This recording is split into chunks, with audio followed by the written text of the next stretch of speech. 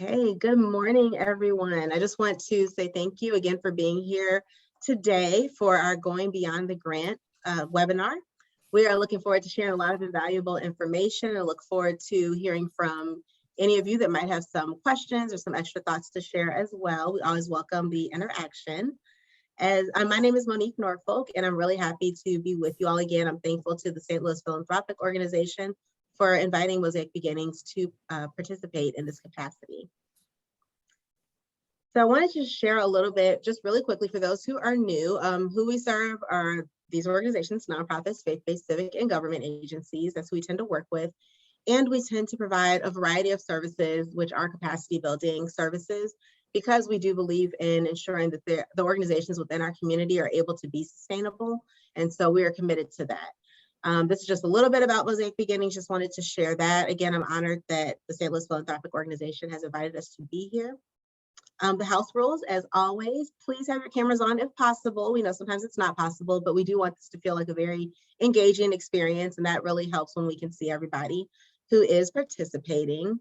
Please also use the raise your hand feature or the chat box to ask questions. And please, please, please interact. I love when people, actually do stop me, ask questions, or throw in something that's, you're currently experiencing, and we can, maybe see how we align what we're discussing with that. I know we only have 90 minutes, but we're going to definitely do the best we can to get through any and all questions and cover all of the material.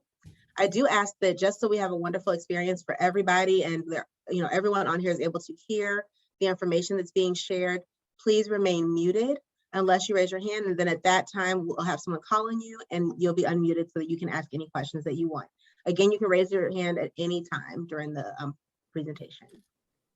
The plan for the day is that we're going to start with the St. Louis Philanthropic Organization with Board President Deanne Ferguson, who will be able to bring greetings and share a little information with you. Then we'll go through the webinar for the day. We also will just show you the password protected site, given that there's time. Either way, you will receive the password and the site to be able to log in so that you can access a wealth of tools and resources that are there. And there will be a survey as well, so you can assess how the webinar went, give us feedback, and that'll be sent with the follow-up email. With that, I would love to turn this over to Deanne. Good morning, everyone. So glad that you all are here. Welcome. I hope that this will be beneficial to you. That is why we at the St. Louis Philanthropic Organization are doing this work and partnering with Mosaic Beginnings for this. So I want to share just a little bit. I'm not going to take a lot of time because I want Monique to be able to get into the meat of why we're really here. So the history, St. Louis Philanthropic Organization started in 1984. It began as a result of a lawsuit that the St. Louis City had against the cable company, and by the winnings from that lawsuit became the funding that the foundation uses to provide grants every year. Oh, and we've allocated more than $8 million since 1984 and continue to do so.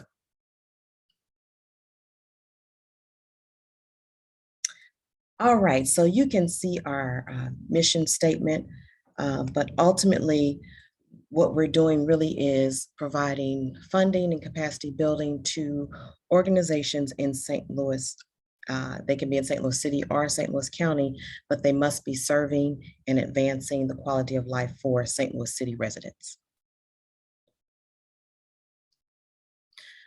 These are our guiding principles. We want to ensure that the work that we're doing as board members with the St. Louis Philanthropic Organization is impact focused, in that we are partnering and funding organizations that are also impact focused. Same as far as being community oriented. We want to make sure that we are working with, and that the organizations we work with are also working with the community and not a for situation. So we are understanding our relationship, that we are part of the community and not outside of it. We have a strong commitment to ensuring that the funds that we grant are provided to organizations with a strong commitment to the work that they're doing as well. And so we're committed to doing this work, ensuring that we do it to the best of our abilities. We are, without a doubt, accountable. We're accountable for the funds that we received since 1984 that continue to build and grow. That is also our responsibility to ensure that those funds build and grow so they will be here for a very long time so that we can continue to provide funding to organizations like yours. In addition, we are also committed to racial equity, ensuring that the folks who usually are the ones who receive the least are receiving more, so that we can work to attain some equity, some racial equity in our city. And finally, respect. That is just a principle that we strongly believe in: respecting you, respecting your time, respecting your work, and having respect for the awesome responsibility that we have been given.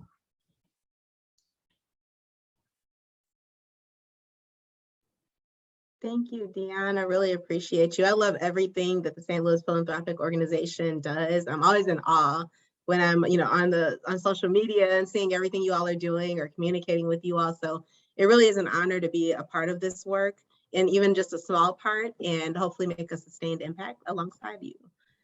Thank you so much. And if that is it from the St. Louis Philanthropic Organization. Yeah, Monique, I just wanted to, if there are any other board members, I don't know if there are any other board members on the call.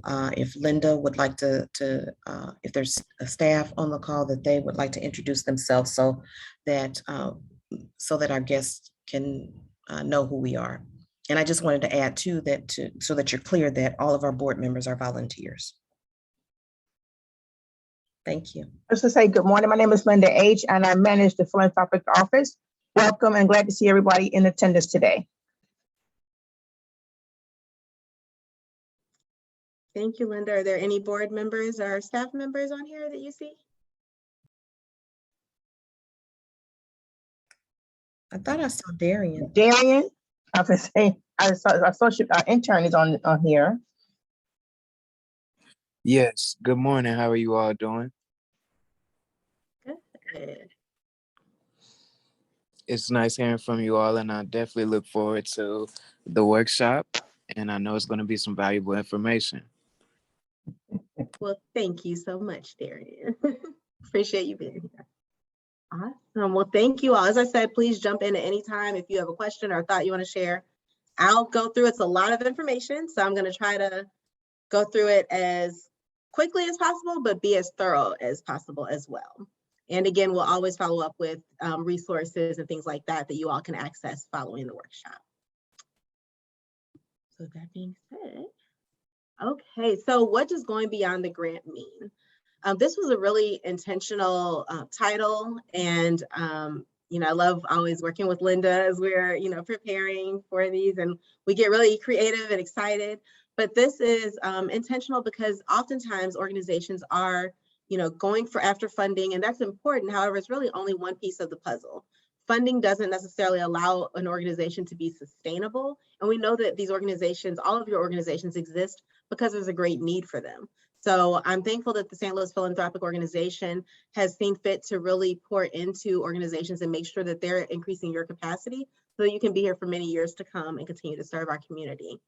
When we're thinking about going beyond the grant, there are things like, there are funding sources that we want to consider, but we also want to consider other things like policies and procedures. We want to look at things like racial equity and how that's infused throughout your organization and throughout the work that you do.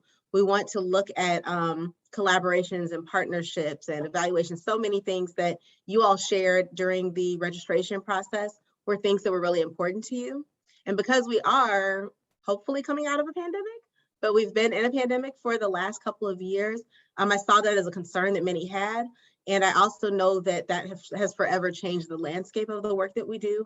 And so that's the lens that's going to be utilized. So you'll hear me refer to that quite often throughout the webinar, just because it's really essential that we look at this work in a way that we've never looked at it before, because we have to, or else we're going to be in the same position we were back in March of 2020.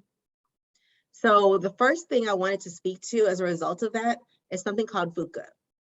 And as organizations are going through this, very uncertain time, it's important for us to look at that. The environment is really demanding, as you know, in the pandemic, that you react quickly to ongoing changes. They're unpredictable, things are out of your control. A lot of organizations were not well positioned for that because we've never focused on things that are more non-traditional in nature. And so now in the blink of an eye, we had to make sure we turned on a dime and put some things in place. We also know that things still remain uncertain, and from as it pertains to the pandemic now, but also as it pertains to where we're going in the future. We don't want to be in a space of angst, but we do want to recognize that at any moment there could be something else that's unpredictable. And so we have to be ready to take action without having that certainty that we're maybe used to relying on. It's also very complex, as we know, and we've seen throughout this pandemic in many different arenas. The environment is dynamic. It's constantly changing. There are so many different moving parts.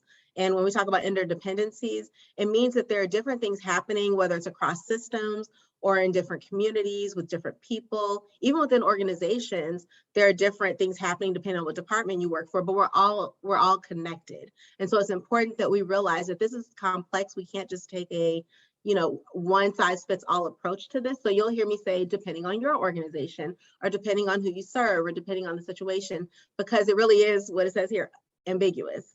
There are some things that we can make very concrete, but we have to be able to apply whatever we learn through this webinar, as well as everything you've learned throughout the pandemic, to so many different situations. This is an unfamiliar territory for us. There are things that are going to be outside of our expertise, not only with the pandemic, but moving forward. And that's always been the case, but now we're having to focus more on that and be aware of it and be ready to kind of step outside of our comfort zone. And so VUCA just kind of reminds us that this is our reality, and it's not something that is abnormal for anyone. It's abnormal because we hadn't experienced it, but it's not abnormal for anyone at this point. We're all going through it. And organizations that, are going to be strong, they're going to take VUCA and they're going to use that as a foundation for being able to build upon and be able to thrive during this season. So I wanted to just quickly say something about grants management. We talked about this in the grant writing webinar that was in December, so you guys can look at that for more detail, but I just wanted to tie it in. When you all do obtain grant funding, or with the grant funding you already have, it's important to look at that as not just in this moment for however long you're funded. It's looking at its impact on the program for which you were funded and on your organization's ability to be sustainable along the way. And the information you're tracking, we did a lot of talking about that, making sure you're capturing all of that is going to tell the story for future funding opportunities and for future opportunities to collaborate. It also tells the story of lessons learned. And so when we're thinking about sustaining the organization, it's important that we really take that information and we use it to propel our work forward and determine how we want to operate so that we are the most successful that we can be. The power of collaboration is something that I always talk about as well. For so long, we've operated in silo, and that doesn't work well. It doesn't serve our community well, and it doesn't serve our organizations well. We're not operating at the best capacity. We're not able to make the most impact that we could make as we propel the work towards our mission even further. And so collaboration is critical. We've seen that again in this pandemic. There was not one organization that could go it alone. No one had the resources to do something of this magnitude by themselves, whether it was money or people or any of the other resources that they had at their disposal. And so this is when we really learned that we could no longer operate and move on our own. We're all connected, and whatever happens to one organization or one community directly affects the others. So when I'm thinking about collaboration, there's so many directions that we can go with this, but I wanted to really focus on collective impact because that is something that traditionally has not been a focus. It's been something we've been moving towards over the last few years, but it's not something that the majority of organizations have adopted. More are coming on board. And again, we've kind of been pushed into that, space where we must do it, but hopefully the mindset changes to where we want to do this and it becomes human nature and just common practice. So I just wanted to quickly look at this. I could have brought up different models of this, but I like this one for the webinar because it explains each one of these. It's so important that we do have a common agenda. And when we're talking about participants are not only those who are being served by our programs and our organizations. It's about the staff, it's about the board, the leadership, it's everyone that is impacted. We need to make sure that we're having a shared vision for change so that we can move forward together. We have to have a common understanding of the problem if we're going to be able to work together to solve it, or at least, move the needle towards solving it. And then we have to make sure that our approaches, even if they may be different, they need to be able to come together and blend so they really can make sure that there are actions that take place that our community can feel and really they're able to thrive as a result of that. Also, when it comes to data, that's something that I know people don't love talking about, but it's so important. And we need to have some shared measurements. The thing is that we're all most of the time looking at different things, and they're all very important. So we need that information to inform our work. However, there should be some shared measurements no matter what our community organizations are focusing on, because we're still serving essentially the same people. So we need to see if what we're doing is making an impact and how, and then we need to see where the gaps are.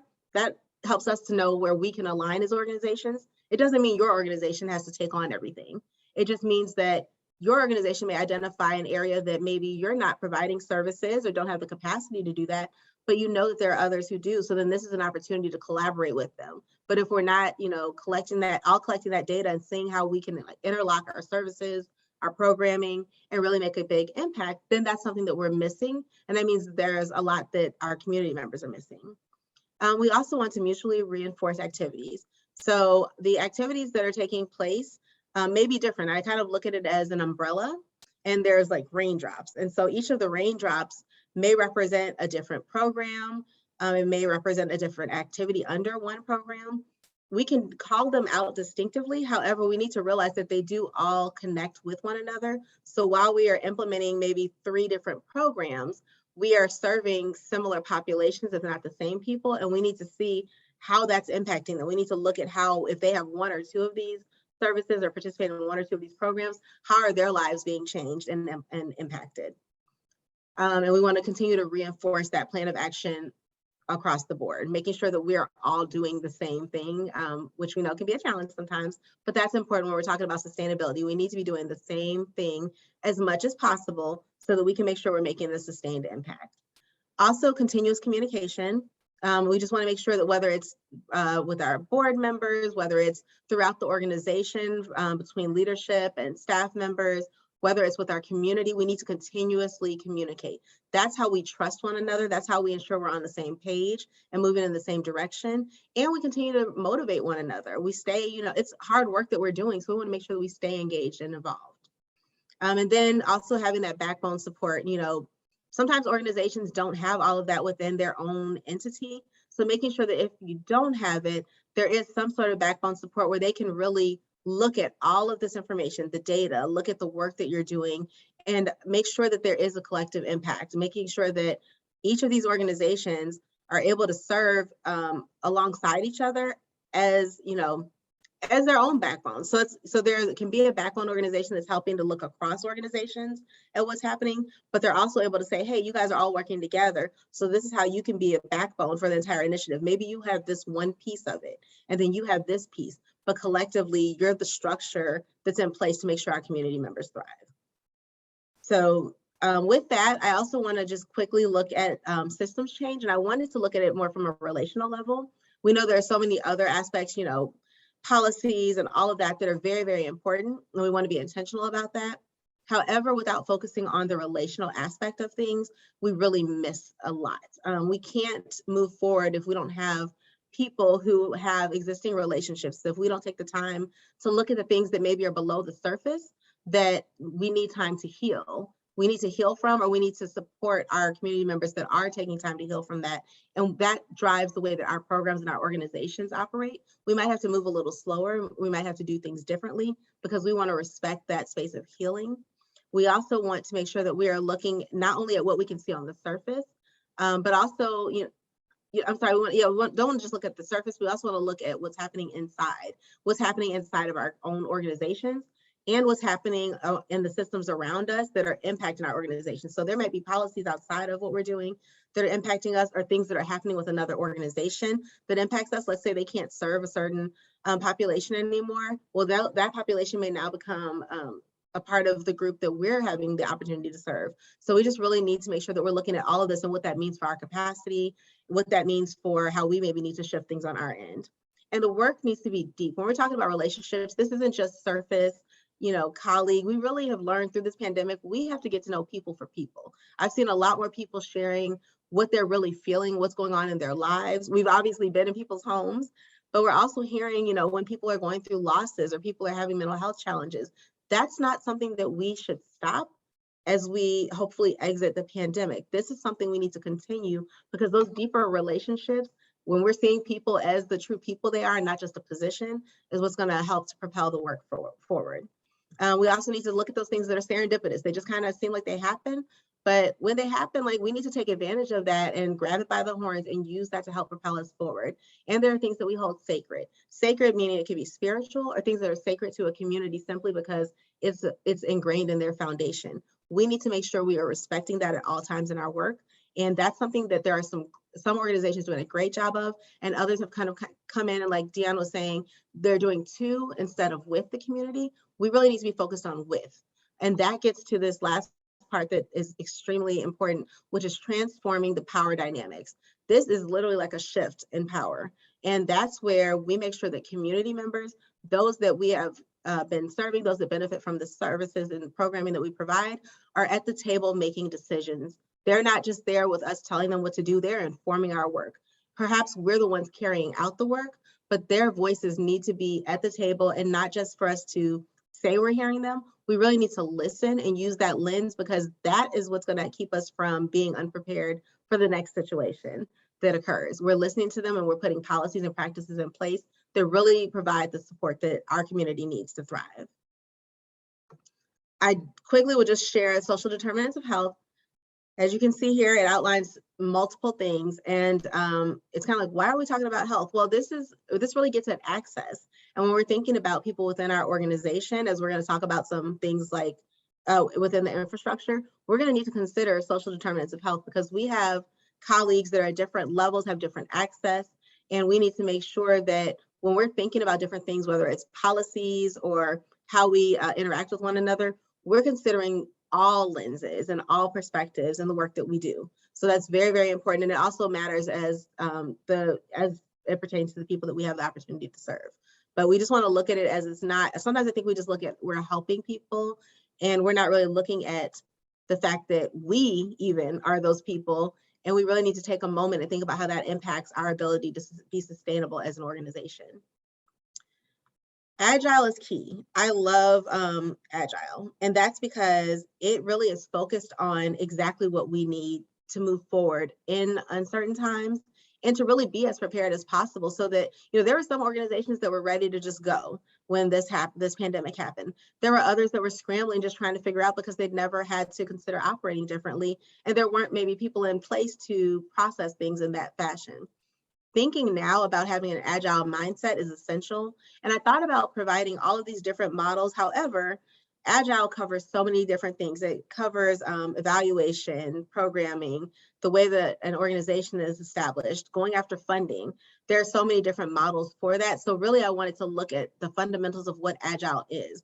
Agile means having an organization that is able to be flexible and adaptable. That means making sure those pieces are in place already, so that when something does happen, you're able to easily just move into that space and be able to thrive. It doesn't mean there's not going to be any bumps in the road, but it should be a pretty smooth transition, because you've got all the right people in place, the policies, the resources, and all of that.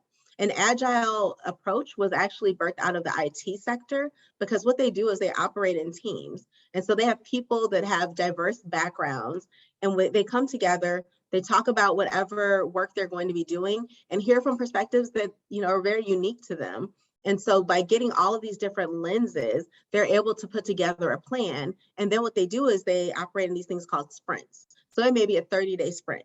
We're going to try this. This is innovative. We've not done it before. We think this might work since nothing else has.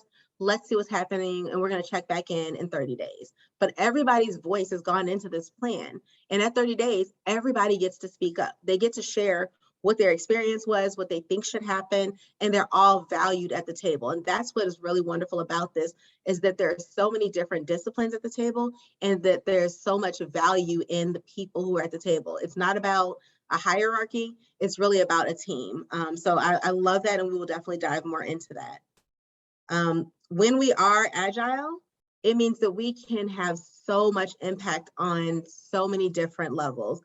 This, whether it's philanthropy, whether it's the nonprofit organization itself, whether it's policy changes, everything, anything that you can think of within the community, having an agile approach really makes an impact. And the great thing is that with agile, we are utilizing, less resources and making more of an impact. It may be that as you're shifting to this model, if your organization hasn't already, there's a little increase in cost. However, the idea is that we already have a lot of what we need, but we've got to tap into that and utilize it differently so that we can make sure we're operating as we should. And then we're able to make a more significant impact. At the end of the day, it's not all about dollars. And so that's something that I definitely want us to think about, is that it's really about, if we're tracking everything as we're supposed to, we're seeing that there's an impact and we're sustaining that, then is essentially we're going to start shifting to a space where, yes, we always will need money, but it's not going to just be about the money. It's more about resources and all of that we're going to need. And that's something that can happen by collaborating and through some other mechanisms as well. The benefits, just these aren't all of them, but more effective campaigns, whether that's campaigns to raise awareness about your organization and your programs, or campaigns to solicit funding to support what you're doing. It's also an opportunity to expand your programs, because now you're becoming aware of resources that already existed that you may not have been aware of and been able to then tap into. It's also about greater team unity and collaborative growth. We talked about everyone's voice mattering and being at the table. We talked about working together, and we talked about also making sure that people feel valued. When you feel valued, you're naturally inclined to come together and want to see how we can work together and make things happen. And at the end of the day, we're always focusing on who we are serving and what our purpose is. And so the better we can work together within the organization and across organizations, the better our community members are going to be able to live. That's essentially the point, is we want to close those gaps and remove those barriers that they've been experiencing. This also results in what's called a flatter organizational structure, and that's because it is not a hierarchy approach. With this, there's still, your senior leadership. However, as I mentioned, those teams that were in IT, if we look at it from a nonprofit sector, the teams could be the president and CEO is in a team with an IT person, one of the social workers or case managers, also administrative assistant, and program manager. And so all of these people are a part of this team, and they are tasked with addressing this aspect of what's going on with the organization. We have people with so many different lenses, and not only based on their titles, but based on their lived experiences as well, and so many other skill sets that maybe their titles don't allow them to use, but they have. This way, we are getting a really broad range of ideas, range of thoughts and perspectives that help to shape the work that we do moving forward. And essentially, people from our community should be a part of this conversation as well. So now we're all on a level playing field. We know we have to have people in certain positions to make decisions, but that hierarchy level or approach was really not benefiting our community, and it wasn't benefiting these organizations. So we've got to make that transition, and it's going to be easier for some organizations than others, but it's important that we start moving that way. Also, we know that we've had to be innovative during this time, and we're going to have to be innovative in the future. If things are not working that we've tried, and it seems like, this is the approach we should take, but it's not working, then let's be open to some ideas from someone that maybe is considering something that's non-traditional. The beauty of Agile is that they are doing those sprints. So when we're trying something innovative, we're trying it for a short period of time. We're seeing, is it working? Is it seeming promising? Are there things we need to tweak? And then we can continue to do that and make sure that we move that work forward so that, again, we're better serving our community. I'm not calling out a lot of different assessments. I will reference some throughout this, but I did want to start off by saying it's so important to assess organizational capacity across different levels, because as we're trying to move into this agile function, we need to know what we're already working with. What is the current landscape of our organization? What are things, our areas that we need to grow in? And so you see on the right side of the screen, it says adaptive capacity. Again, not every organization is going to be at the same place, but we need to look at what is our ability to monitor what's going on. That's essential. How can we then look at that and assess it and say, okay, this is how we need to respond to it. And then are we able to create internal changes? That might be policy changes. It may be that we are just, putting those teams together so that we can better operate as a cohesive team. And there may be some external changes. So we know that what happens with one organization impacts us. We know there may be some policy changes that impact us. Do we have people or partners who have the collective ability to help us make those changes? Leadership capacity. And this leader needs to be one that is fully bought into that agile approach. Do they have the ability to create and sustain a vision, to inspire people to move towards this type of work and this approach? And are they able to model it? And by modeling it, this means that as they are doing the things like prioritizing, making decisions, providing direction, they're doing that by being informed by other people. They're not just saying, I'm a leader, I'm making this decision. They're being informed by community members, by staff members at all levels. And they're really valuing those voices and using that to ensure they're making the best decision for the organization. It's also important to make sure that they are committed to innovation.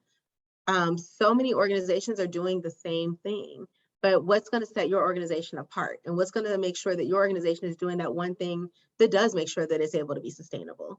It's really important. We're working towards that mission consistently, which means that we have to evolve as the world evolves. We can't stay in the same place. The St. Louis Philanthropic Organization was founded in 1984. They're not operating the same way they did then because they have to change. Of course, they still have the same accountability, same commitment to the community, but they're evolving to make sure they're meeting the needs of the community. And as an organization, they're continuing to make the shifts that they need to make so they can be stronger. Management capacity. This is not just about roles. It includes roles as far as managers and as far as people that are being managed. However, it's also about being able to use the resources that we have effectively and efficiently. We mentioned that there are resources we may not be aware of, and we need to be able to tap into those resources and say, hey, this person has this skill set that I didn't know they had, and we really could use that with this program that's been lacking that. Let's, see if there's some synergy there and make that happen. It's just really about being intentional, and that's the whole approach of Agile, is to make sure that we are operating in a way that is effective and efficient, because then as the unexpected happens, we're not so thrown off guard and we're able to better serve our community. We also want to look at technical capacity, which is similar to what is happening here today. It's really looking at the skills and the experiences, different tools that we have, what knowledge do we already have, or what are we missing? And then how do we go about getting that so that we can thrive? Excuse me. It's really important. It's also good to look at what tools do we already have in-house, and are we using them to their maximum capacity? I've seen a few times, even recently working with organizations, where they have some really great tools, they're just not using all of the functionality. And so they're still kind of scrambling and struggling and honestly stressed out, and that's not what we want. And so we want to make sure that we take a good look at that. Do we have the technology that we need to be able to really operate efficiently in 2022? If we don't, how can we get it? And sometimes it's not about funding. There are, ways that we can get some of the technology needs met because you're a nonprofit organizations. And so we just want to look into all of our options and make sure that we do that. But all of these things are needed so that we can implement the programs, we can implement the organizational and community strategies as well. And so then I want to get into what about the people? And so that covers several different aspects. When we're thinking about the people in the organization, again, we're taking this team approach. It's a team mindset, and that's across levels. And there's also a need to make sure that it's not only a team approach, but also that we're utilizing certain voices at all levels. That's the huge part. That community piece is essential. When we're saying we are operating with our community, that means that they literally do have a voice at all of the tables. Everybody may not be at the table, but there should be representation, significant representation at the table. When we're talking about a strong organizational leader, it's going to look different depending on your organization. It's going to look different depending on where your organization is now and where you need to go.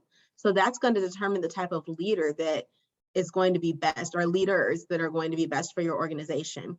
When we're looking at certain things, we're looking at characteristics such as, are they people? Like, do they like people? Are they empaths? Because at this point, really what's important is that people know that not only are they valued for what they bring to the job, but also are they valued as a person. We have lives outside of the jobs that we do, and we want to know that that matters as well. It doesn't mean you have to know our whole life story, but just know that maybe we have a family member that is sick and we need to take care of them, or maybe we need you to be flexible with us when it comes to working remotely, or, you know, coming in the office or leaving at a certain time. It's just, we need someone who is going to be in leadership, or persons who are in leadership that are going to think about all of these things and think about the policies and how they impact everyone, because traditionally these policies, intentionally or unintentionally, have impacted minorities disproportionately. And minorities can be as in the racial aspect, or it can also be in abilities. So when we look at, if certain people may have different disabilities, if we're writing policies and we're not considering all of the people that we are serving, and by serving, I mean within our organization, these are people we're serving, because we need them there. So we need to make sure we're focusing on meeting their needs.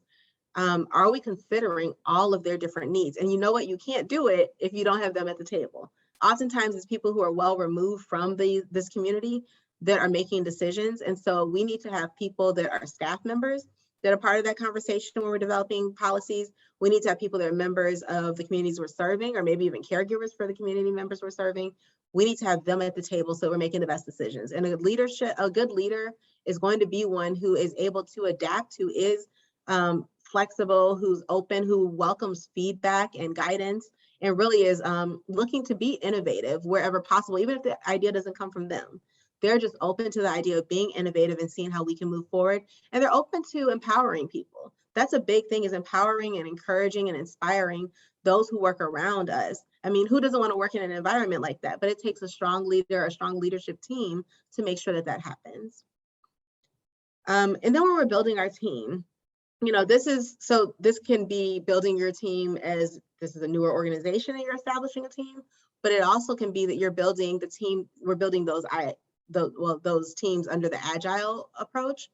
It's also just building a sense of team, like that energy within your organization should be a team-focused, team-centered one.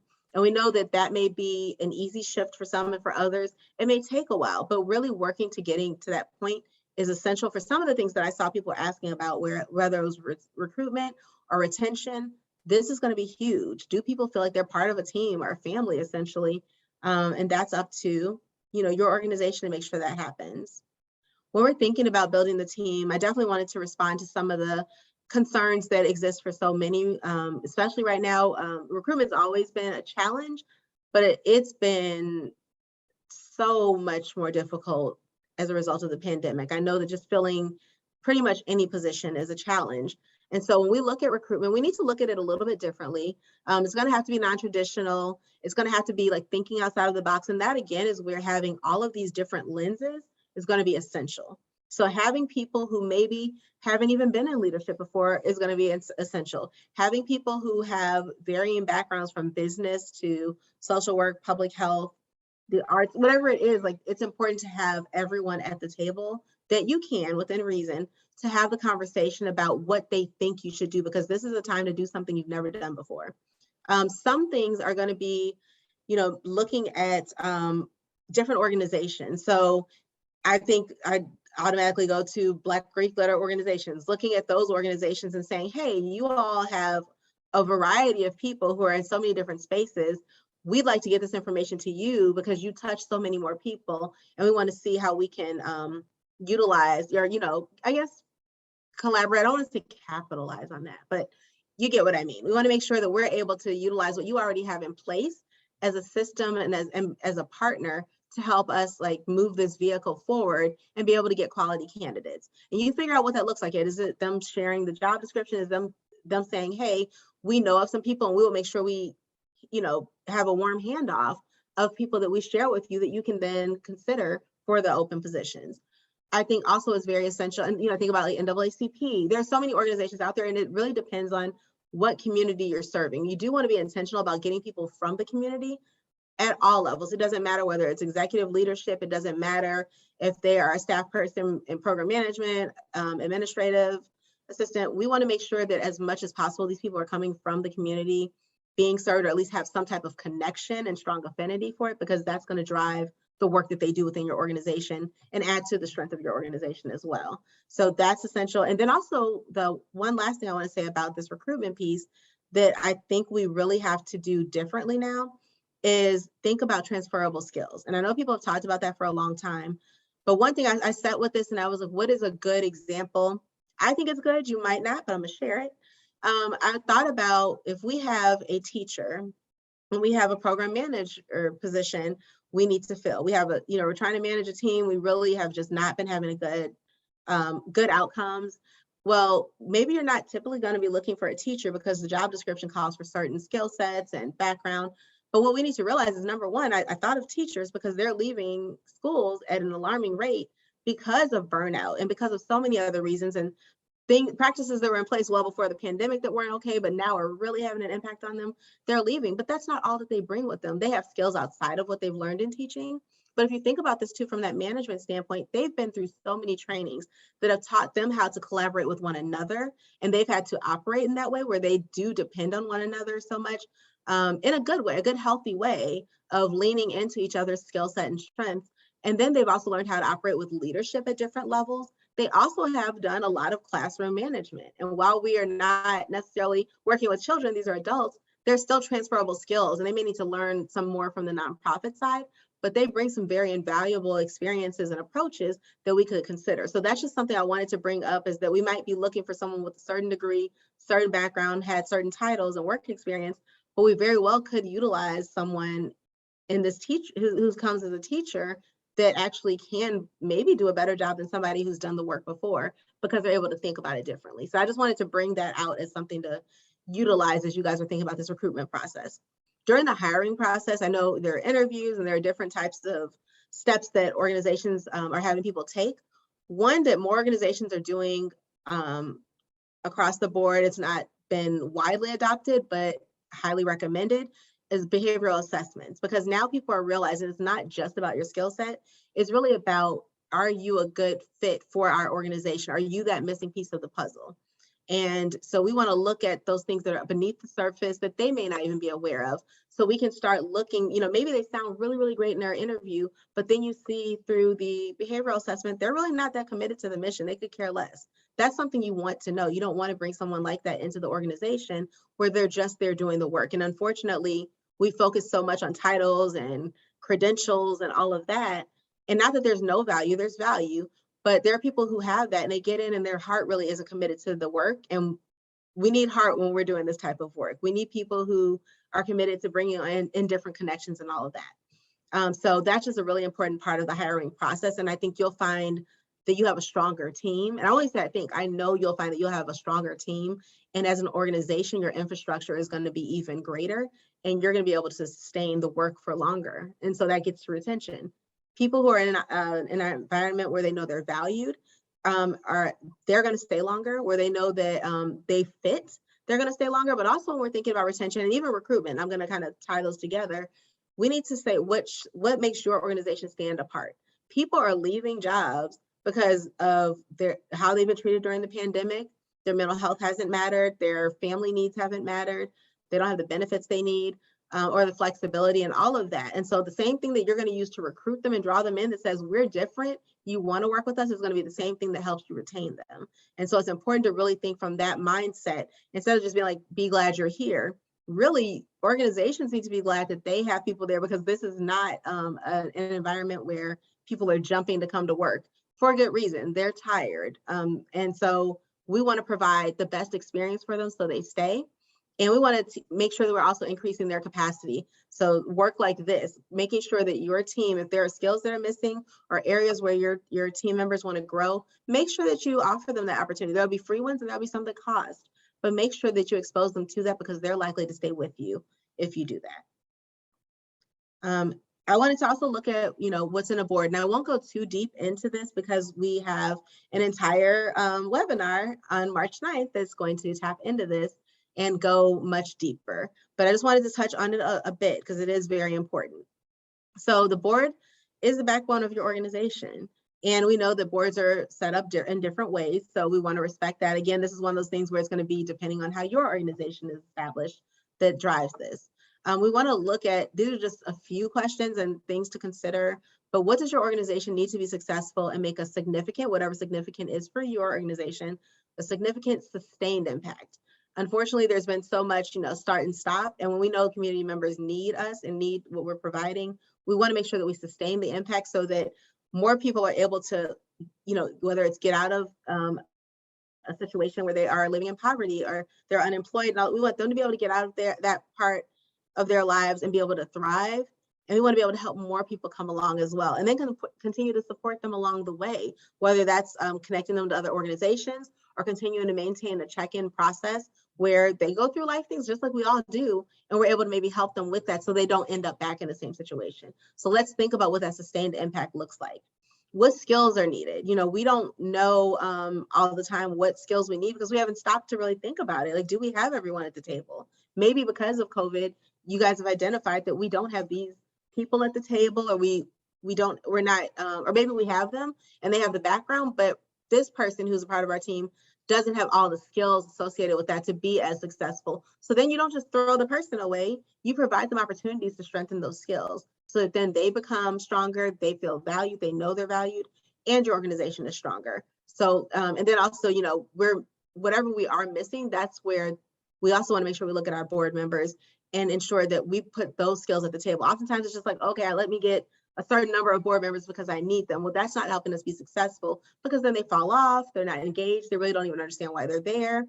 So we want to make sure we're clear on why they're there. We're filling gaps where skills are needed. If there may be someone you need that writes grants, or you might need an attorney or something like that, make sure that whatever those needs are that you couldn't readily pull in and maybe pay for, you have those people at the table, even if they're providing guidance and expertise. That's invaluable. And that's something we want to track. I always talk about tracking in-kind time. I know the board for the St. Louis Philanthropic Organization is volunteer. Well, that's still their hours, there's expertise, there's money tied to that. These people have backgrounds that are extremely significant. And if there was a job description, which we should have some kind of job description for your board members. If there's a job description, there are dollars tied to that. I'm sorry about that. So we want to make sure that we are focusing on that. And that's what's going to help you build a strong board. We also want to look at what types of partnerships are critical. Again, funding is important. So we know that there are some aspects of the board that, require, hey, if you've got connections to people that can get us money, please do that. But that's not the only thing, because again, funding is not going to sustain your organization. There are all these other pieces. Are there existing partnerships that they may have or relationships they have? And when you look at everything you all are doing, those partnerships are critical to your organization's work.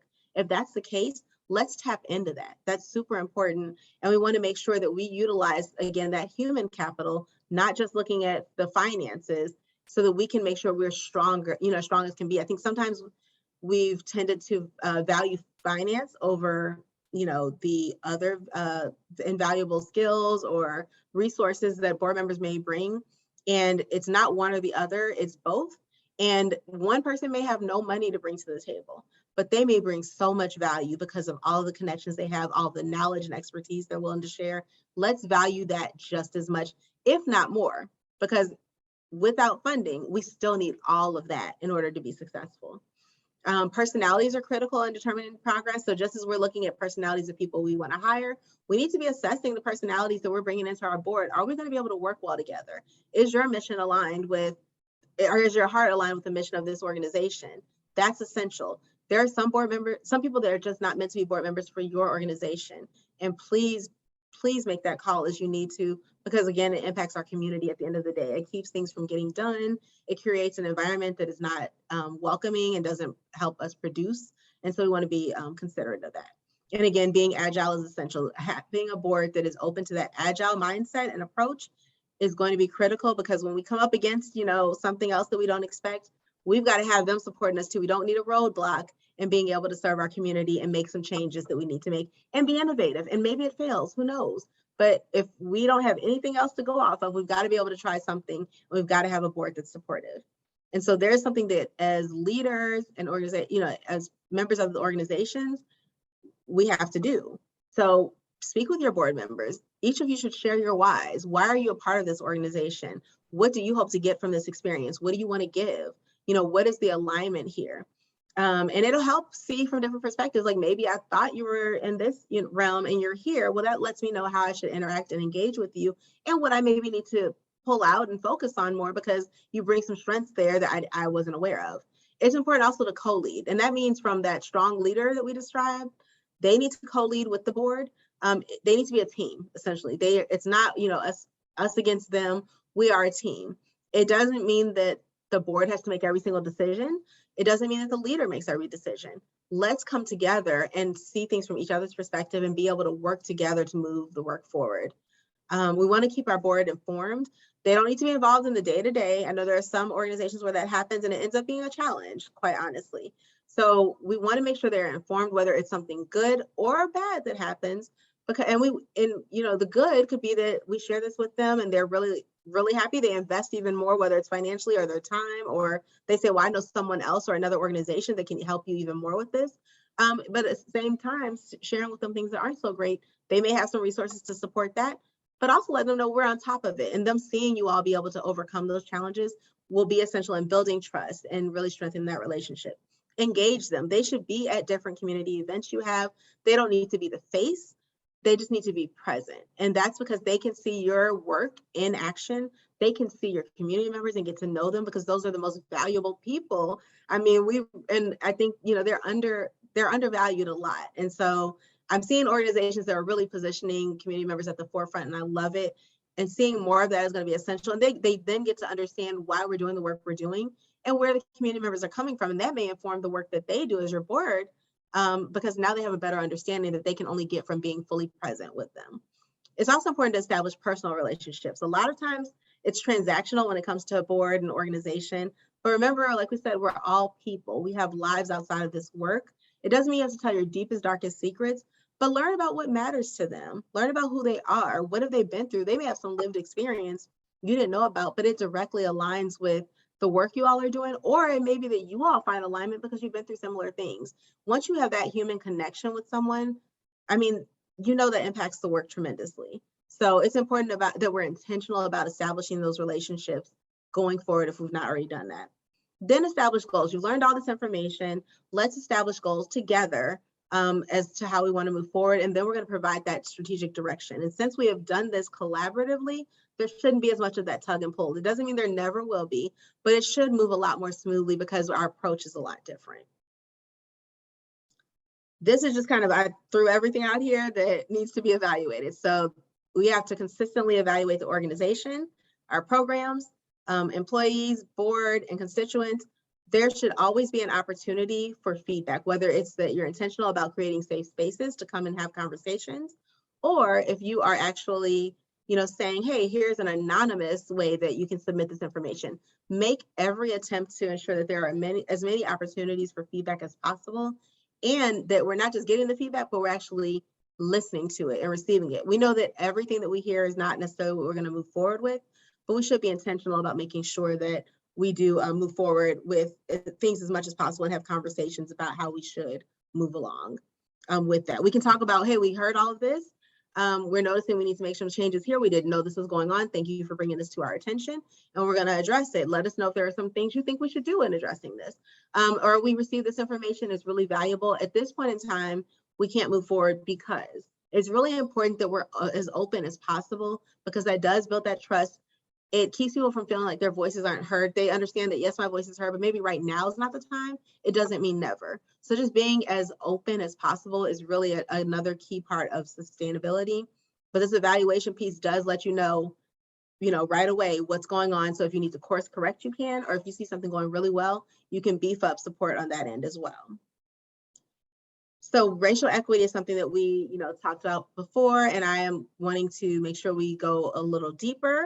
Promoting racial equity is key. And when I say promote, it's not just saying it, it's really making sure that it is every part of your organization's work and just anything that you do. And so I just like to point out, because it matters, that racial equity is defined as an outcome and a process. And as an outcome, we're going to achieve racial equity when race no longer determines one's socioeconomic outcomes, when everyone has what they need to thrive no matter where they live. So we talked about those social determinants of health. This is where that comes in. There shouldn't be an issue with access just because you're a certain race. It shouldn't matter, that you should not be able to access jobs or food or healthcare. And so that's what we're all doing in our work, is making sure that our community members have better access. But I also wanted to point out that a lot of times we need to realize that it's not just our community members.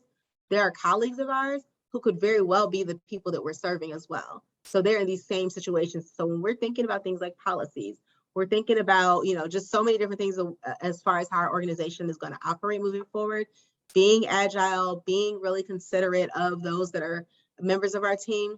Let's think about the fact that those we work with are literally in the same situation. And think about the fact that what the pandemic showed us is that any one of us could be in that situation too, even if we aren't right now. So when we think with that lens, we approach things differently. As a process, we apply racial equity when those who are most impacted by the structural racial inequity are meaningfully involved in the creation and implementation of institutional policies and practices that impact their lives. What that means is what we talked about already, that people who are impacted by the work that we're doing need to be at the table. So those structural decisions, when we're deciding to change policies and procedures, and we're deciding to maybe shift things as it pertains to programming, all of that, these are people who need to be at the table because they bring a different lens. And we're going to continue to do the same thing we've done, which has not been effective if we don't have their voices at the table to inform our work. And again, it may not be intentional, but we don't know what we don't know. So what we do know is that there are people who have experienced this and should be at the table. Again, whether they're a caregiver, whether they're directly from the community, or they, have done a lot of work with this community, so they have such a significant affinity for them and understanding of what's needed. We need heavy representation, not just one person. It should be heavy. We do need the other lenses from people that aren't from this community because they bring some insight that we may not have considered. And so we all work together, but we definitely need to have that voice at the table. Otherwise, we're going to be stuck again with structural structures and systems that really don't work for those who have been most disadvantaged. So when I talk about infusing racial equity, these are just some things, it's not all of it, but I'm thinking about those policies and procedures. We know there's the Crown Act, we're thinking about the impact on, people's thoughts about our hair and how we show up, and is that professional? We think about, does everyone have the same ability to do a job without supports? And so when we're thinking about different job descriptions and saying that this policy is going to drive this decision, we need to make sure that we're not excluding people who could still very well do the job, but maybe need some supports to do it.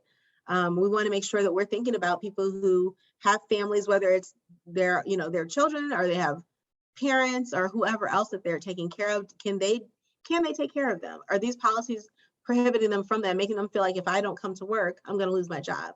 Are we flexible with when they can come and when they can't? Because when we're thinking about access, if I have to take public transportation and it takes me 2 hours, I have to switch buses and all of that, as well as drop my child off at childcare early in the morning and then do it all again and go get my child late at night, then my situation is not the same as somebody who's going to be able to just jump in their car and get there in 20 minutes. And so we really need to be conscientious of that when we're developing these policies and procedures. People who are in the most marginalized groups need to be at the table, and they need to say why or why not this makes sense or why it does not. So that's important. And we need to think about the fact that there are structures in place that really have impacted minority communities, and specifically, I would say Black communities. So we need to be intentional about recognizing that it's been exacerbated, it's been highlighted now by COVID-19. Some people said they didn't know somehow, but now we all know. So we got to do something about it. We need representation at all levels from that community. That means executive leadership, that means on our board, that means staff, it means everyone. We need representation from that community, whatever that community is. And we need to be intentional about it. That representation also needs to show up in our partnerships. If we are, and so I want to step back with the board and leadership. There are, multiple organizations that are, white led, and yet they're serving, majority Black communities. And the heart is there. However, the knowledge of what those communities really need isn't there. And so we need to make sure that we're shifting that, and we're making sure that these community members are at that table and they're represented and their voices are heard in driving this work. So that's what I'm thinking about with this. And I've seen some organizations do that really, really well over the last few years. And it's encouraging. You just see the entire model shift, and you see the work actually make such a significant impact. And they start doing things that maybe sounded crazy to someone because they'd never heard of it. and didn't see how it could work, but then it's working and it's thriving and community members are better off because of it. So we just definitely want that. And then with partnerships, I think about people from those communities, depending on who you're serving. We shouldn't come in with who we think. We may know of some services and resources, but we need to make sure that these are trusted entities within that community. And by being intentional about collaborating with them, that's going to continue to increase trust. And it's also going to expand our ability to, serve our community at a greater level. I also wanted to bring up certifications. It's not a requirement, but when we really want to, again, stand out as an organization, when you're looking at recruitment, you're looking at retention, you're looking at getting additional funding, getting additional partners, there are certifications out there. There's so many of them that I couldn't put them all here. I have one example I want to use, but we want to make sure that we're looking into some of those that maybe will kind of step up our game and help people see what we really stand for. So I wanted you all to just consider that. And one example of that, well, I'll get to that in a second. One example is an MLT certification, but I think that's the next slide. So when I look at racial equity in practice, this is here because this is literally where we should see racial equity infused across the board. And even in evaluation, sometimes we're developing different evaluation tools and approaches. And, I've said before, like, evaluation is not just a survey. There's so many different ways we can do that. It's got to fit for your community, your organization. But even in evaluation, the way a question is asked is going to, it has implications that may impact, it being an equitable question for a certain race or certain group. So we need to make sure that we have people looking at all of this as we're developing it, so that we can't get to 100%, but as best as possible, we're meeting the needs. So we're looking at all this, even with our training, our education, our programming, we need to make sure that everything includes a racial equity focus. I see people, our organizations having like DEI training, and that's great, but then it sits there. How do we infuse this into every part of our being? That's when we're really taking a racial equity approach. And that's what's really going to make a change. We can't just have one thing over here. We can't even say that policies exist, and that's important. And then but in silo, and then in programming, we're doing this, and that's in silo, and training is this. It all has to weave in together. So that's essential. And that's something, again, it's going to take time. It's not like it's going to just happen overnight, but as long as we are intentional about it, we can put a plan in place to take a phased approach and make sure that this happens. So this is the example that I wanted to share. This is the scoring rubric that's used for that certification that I was mentioning. And what I like about this is that they look at this, like they look at everything. They said Black representation at every level. So everything we talked about, making sure that whether it's the board of directors, senior management, middle management, professionals, the entire organization, there's Black representation, because that's the focus of this, is Black equity. Compensation equity. There's so many inequities between Black and white employees. The data shows that it's always been that way. We can close the gap. And that's about being intentional, looking at, sometimes people have different access to experiences.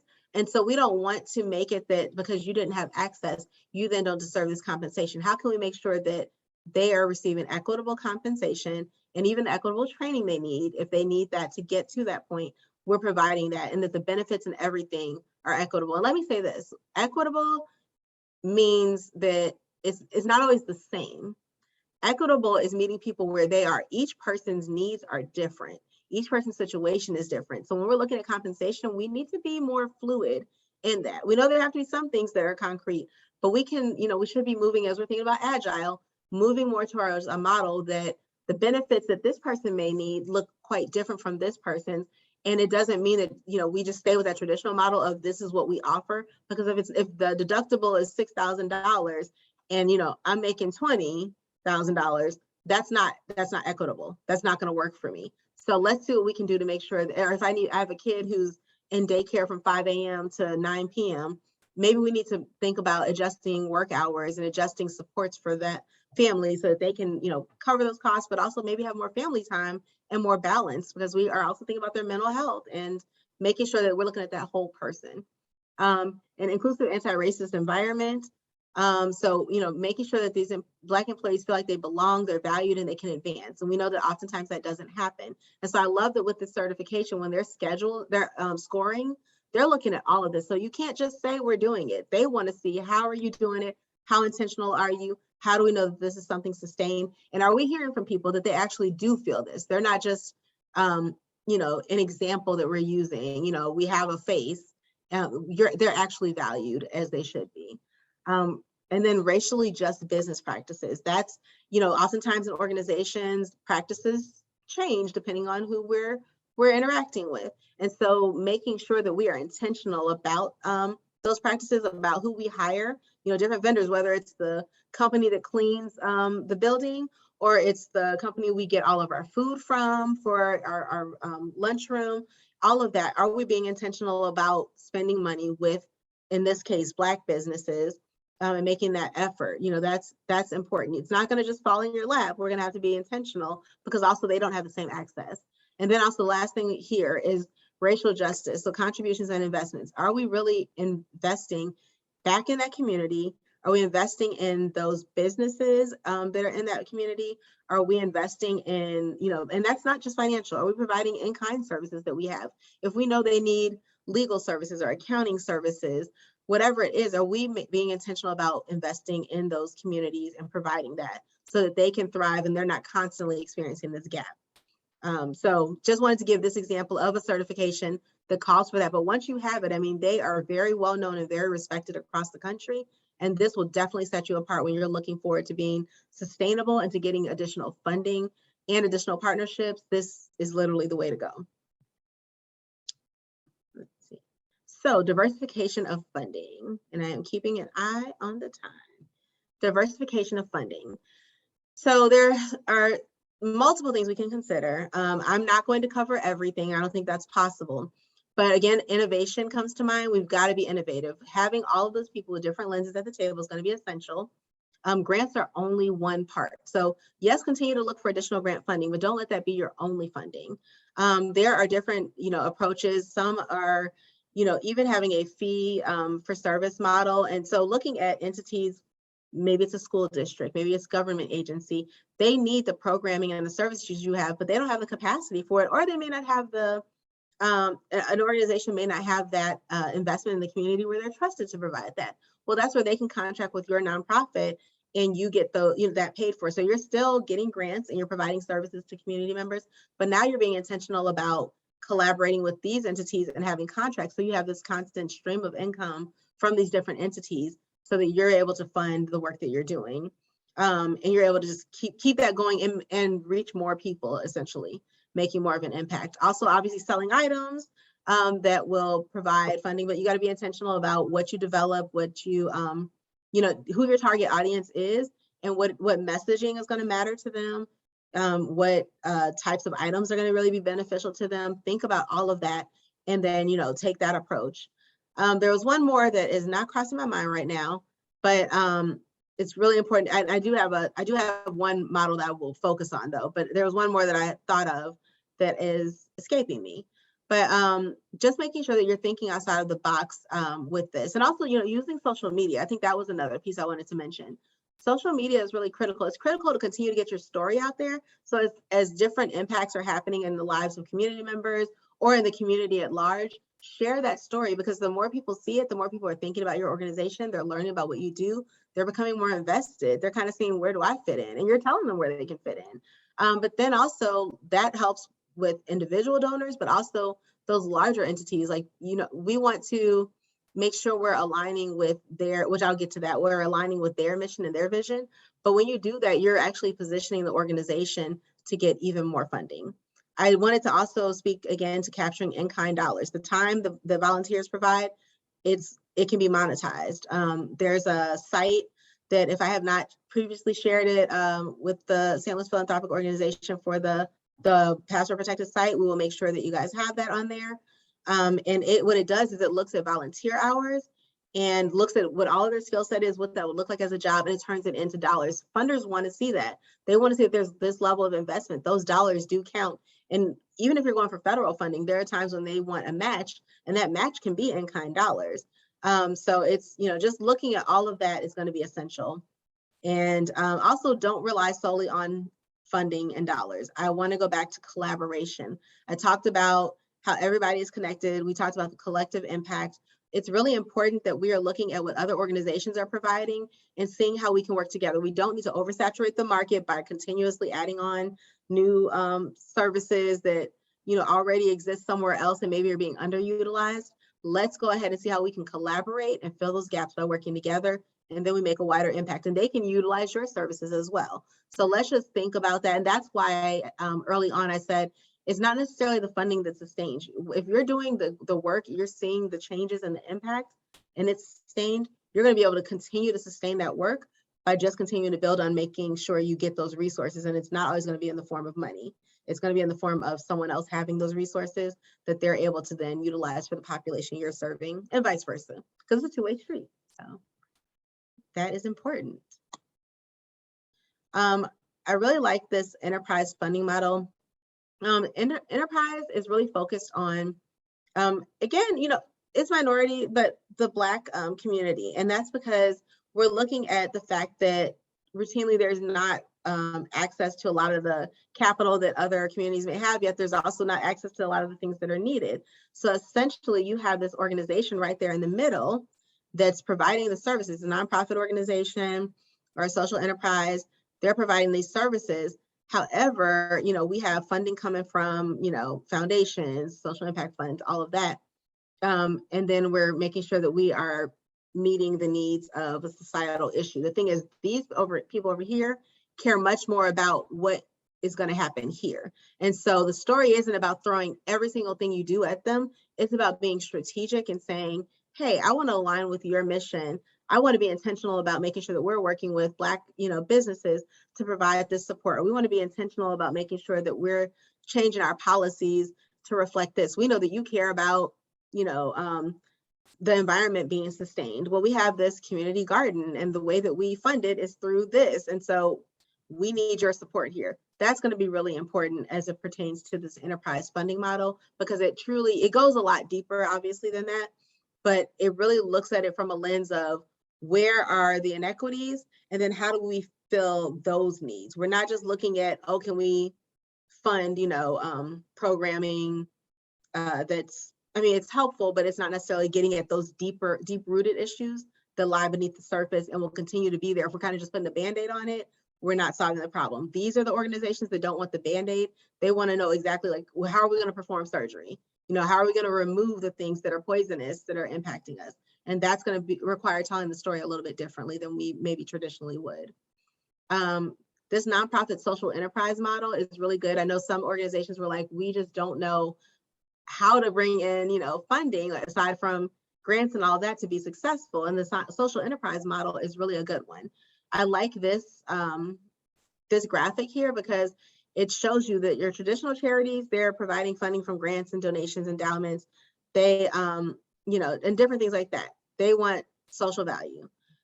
When you look on this end, we have the traditional business. They care more about the financial value, like what is the return on investment for me? And so we are for us as an organization. So they're doing some good work, but really the bottom line has to match up or else they're not going to do it. They're really focused on profit. The sweet spot here is the social enterprise because they are mission driven.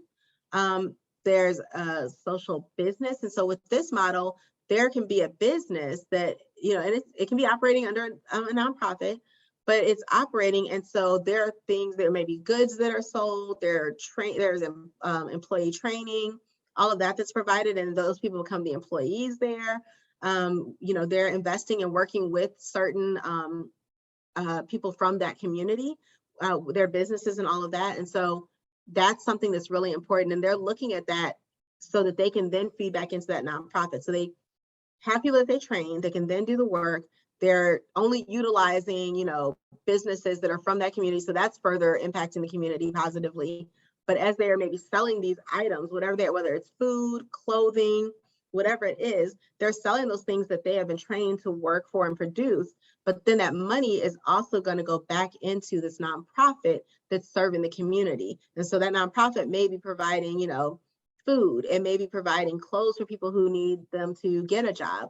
So that's how this is not just focused on grants. It really is a business model that allows you to then support the nonprofit. And it's a very sustainable model. And also it doesn't just target programs. It targets your entire organization and gives you more operating funds, which allows you the flexibility to move as you need to better serve the community, which, as we know, during these times, that's been necessary. Funds were tied to certain activities but then we're able to move some of that funding around. Maybe it was tied to getting, you know, food or diapers or something. And we know that's still a need, but maybe the people that were coming to our organization during this pandemic really needed help with, you know, transportation, or needed help with housing or something like that. And so if we're able to go back to the funder, which I always say go back to the funder, and have that conversation, we're able to shift that funding.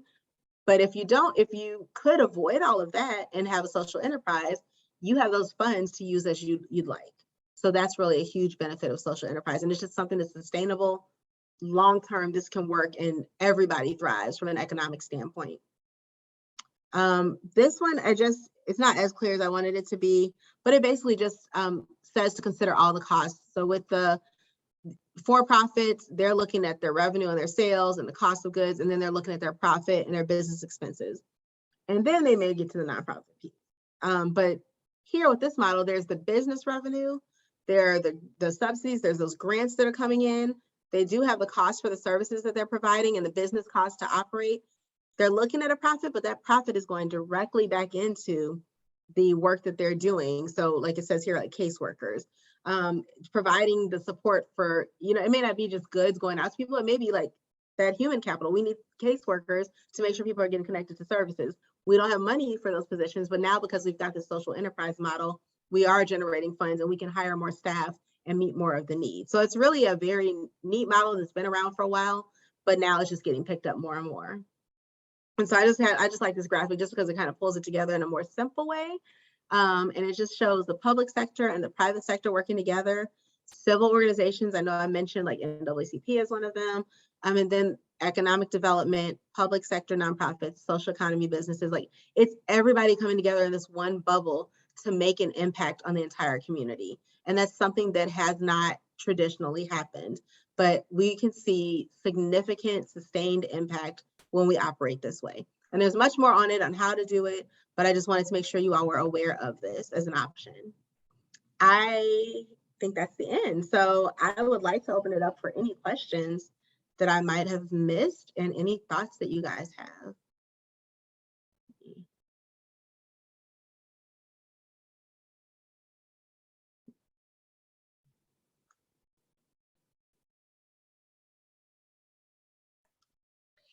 Will there be some links to some of the other websites that you had mentioned? I tried to capture some of them.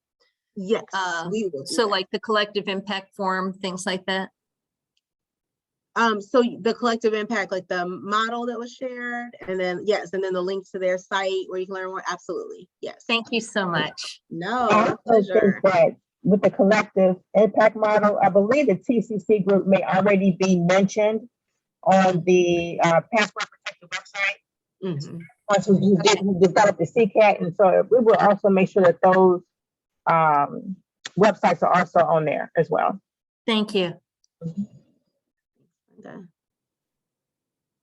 Anyone else? I know that was a lot of information. Definitely want to hear if there, I know we, have about 10 minutes. If there are any thoughts you all have, if anything resonated with you and you're thinking from your organization standpoint where you are, that there could be something else that's helpful, that would be good. Struggle test innovation. I did it. Oh, do we just come off mute? Oh, go ahead. No, go ahead. And then I'll answer, I'll respond to Dion's too. Thank you. I enjoyed the presentation and how not just thorough it was. And anyway, great job. So I had a question about the social enterprise model, because as we were thinking about potentially leaning into that, I also heard from someone that you should be concerned a little bit about if you become too successful in that model, then you're no longer like a nonprofit. I forgot the name of the standard, I think the charity standard, I'm not sure what it's called, but there's a standard for a charity in your 990 that if you're overperforming on that, you could put your nonprofit license or status in jeopardy.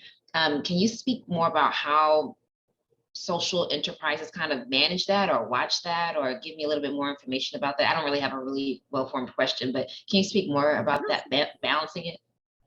So I won't claim to be an expert in that, because I think that's going to be more of a person who's like on the accounting side and familiar with the nonprofit regulations. And so I have someone who does that for me for my daughter's nonprofit, so I would hate to act like I'm the expert. I would say that it's going to depend on how your nonprofit is set up. And there are different ways to do that. So that's going to be what's critical in determining whether it's sustainable. Because if you think about it, there are plenty of nonprofits that are multi-million-dollar nonprofits. So, you know, a lot of times there's this mentality that a nonprofit has to literally not make profit, but we're better able to serve the more profit we make. So it's really about it being set up the right way. And if it's not initially, then obviously working with someone, whether it's an accountant or an attorney, to be able to ensure that your organization is able to shift to a model that's going to be better suited for that.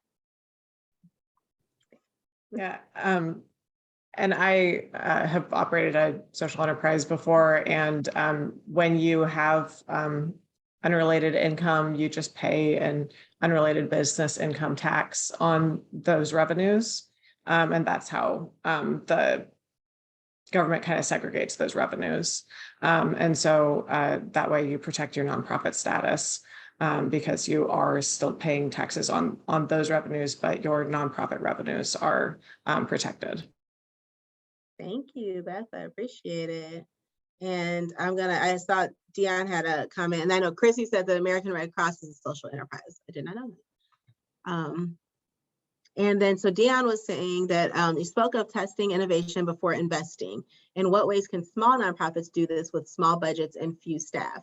And so really it's about, I always say taking a phased approach. So maybe there's a larger plan of where we want to go, but we test a part of it. And so it doesn't always have to, I say it doesn't always have to include money, but obviously time is money. So we want to respect that. But sometimes it's saying, what is our capacity right now? And what are we trying to assess? And so from that standpoint, if there's this big, huge project we want to assess, maybe we say we're only going to address this part. At the same time, the organization still may not have the staff capacity. So I always look at, I'm a big proponent for practicum students, bringing them on to support the work because they do have the skill set. So it's not like you're just bringing anybody. They have the skill set and they also are going to be committed. There are some committed volunteers, so I want to say that, but they're more committed sometimes than some of our volunteers because there's an end game for them as well. And then we also have the backing of their educational support to help make sure that we propel this work forward and it's actually structured in a way that benefits the organization. So I know also, I don't know if they're still doing this, but I know SLU School of Public Health has a class that does evaluation and program development and evaluation. And they often are looking for smaller organizations to support. And I've connected some organizations before. So getting engaged, at least in the St. Louis area in that way would be helpful so that that support does exist. I'm sure there are some other ways, but that's kind of my first thought on that. Oh, bye, Chrissy. I know you're gonna look great. But yes, no, so I think that, so I think that answers that. Unless Dion, did you have any follow-up to that? How did you feel about that? Okay, good. Well, I think with that, I just wanted to remind everyone that, thank you. Oh, yes, I am related to Bobby Norfolk. Yes, great guy. I wanted to remind everyone about the password protected site. Again, I know that the St. Louis Philanthropic Organization always sends out a really comprehensive email that has this information. It'll have the recording from today. And then there are already some materials for this on the site. We have some more that we would like to add because since we rescheduled, we just decided we would do more work and find other valuable resources. So we'll be providing that as well. And then there will be a survey because I do always like to receive feedback. There's always room for improvement. And we want to know how you felt about this because it's really about you. Remember that on March 9th, I had to make sure I mentioned this, March 9th, there's the capacity building workshop. It's called Nonprofit Governance, Becoming an Exceptional Board on Purpose. And so we will go and dive deeper into that. Yes, Linda. So, Monique, there's another question in the chat. Oh, there is. Okay.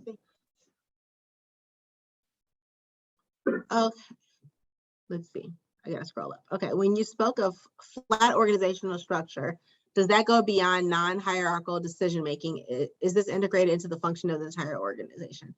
Yes, so, essentially, someone has to make the decision, right? So it's not like removing that person as the leader, but it's taking an approach where I'm not just paternalistic in it.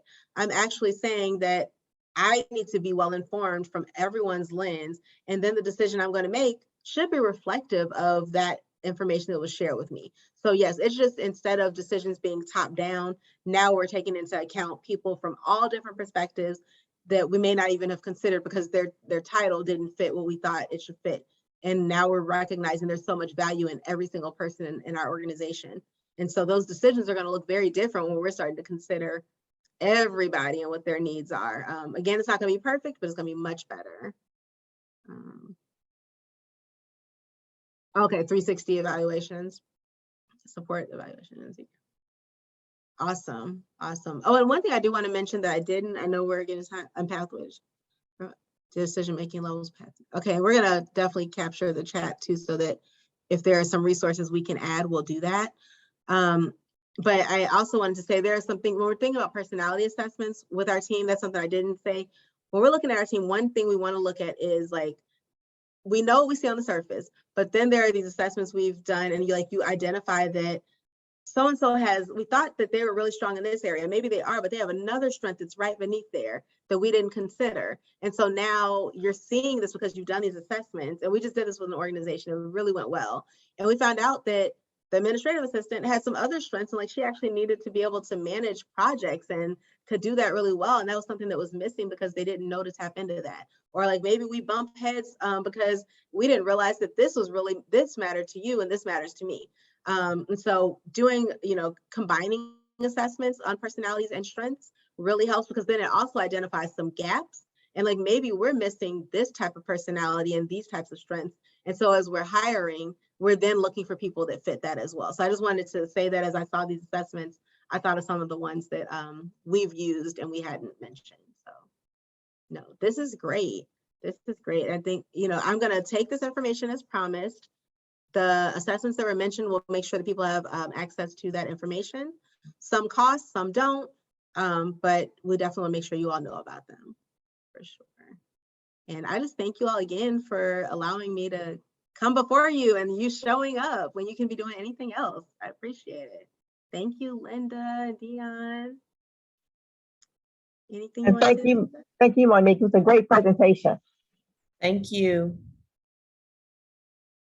See you all next time, hopefully March 9th. Well, you want to be safe and be careful out there these next couple of days. Yes, definitely. Bye, everyone. All right. Have a great day.